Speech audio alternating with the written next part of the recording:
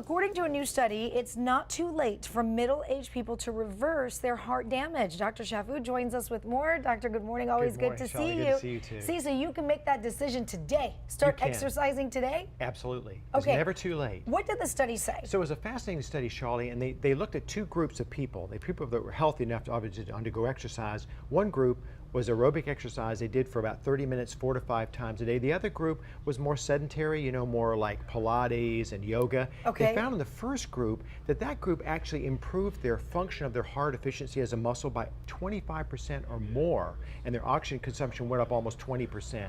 Oh, so it's not even just any exercise. It's because sometimes a lot of people think that the Pilates and the yoga is actually It's aerobic exercise, which couldn't be like, you know, swimming, cycling, running, brisk walking, dancing. Those types of, you know, aerobic exercises were thought in this study to dramatically improve the function of the heart. It's the first study that's actually demonstrated, you know, when you think you've been a couch potato for decades, you think, well, what's the point? Well, that study showed that there is a point, that realistically you can improve your heart function by changing your exercise and incorporating that. So, but you're basically saying is make the change today. It's not too late. It's not too late. Okay, let's go to another change. I know it's 2018, and a lot of people have their New Year's resolutions. One of them may be to drink more water. Exactly. Well, the old study was, you know, we've heard people saying the 8x8 rule, you know, 8 ounces, 8 glasses of 8 ounces.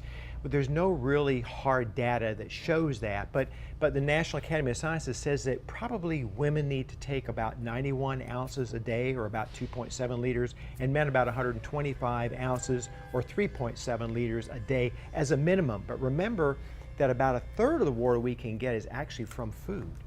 Oh, so you don't have to literally get a water bottle and drink that? Is that what you're saying? Correct. That certain foods will have water intrinsically in it. Certain fruits like strawberries, watermelons, are about 90% water. Okay, so here's what we learned today, right, friends?